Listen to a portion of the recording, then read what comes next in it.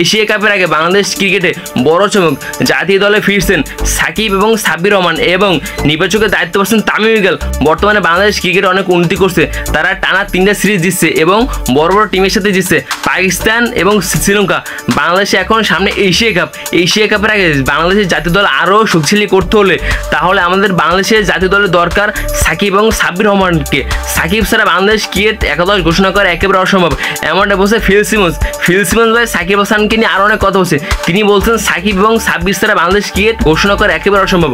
বর্তমানে দেখুন বাংলাদেশ ক্রিকেট এমনিতেই শক্তিশালী হয়েছে, এশিয়া কাপের আগে আরও শক্তিশালী করতে হলে এই দুজনকে আমাদের বাংলাদেশ ক্রিকেট দরকার। বর্তমানে দেখুন আমাদের পাওয়ার টিম হচ্ছেন জাকির আলী অনিক, তারপর তামিম, ইমন, তারপর দেখুন তাদের সাথে আছে বোলিং সাইডে আছে মোস্তাফিজুর রহমান, তাসকিন আহমেদ, সাকিব, রিশাদ হোসেন, আমিনুল ইসলাম বুলবুল সভাপতি হওয়ার পর আমাদের বাংলাদেশ ক্রিকেট অনেক চেঞ্জ হয়েছে।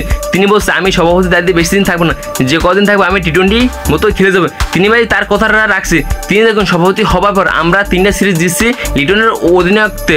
বর্তমানে দেখুন লিটন দাস অধিনায়ক হওয়ার পর তিনি আমাদের 3টা সিরিজ জিতিয়েছে বড় বড় টিমের সাথে। এখন দেখুন বর্তমানে ভাই লিটন দাসও রান পাচ্ছে, তিনি ভাই 50 করেছে নেদারল্যান্ডসের বিপক্ষে। বর্তমানে আমাদের ভাই তামিম, ইমন ভাই এদেরকে নিয়ে কাজ করতে পারলে আমাদের ওপেনিং জুটিটা ভালো হবে।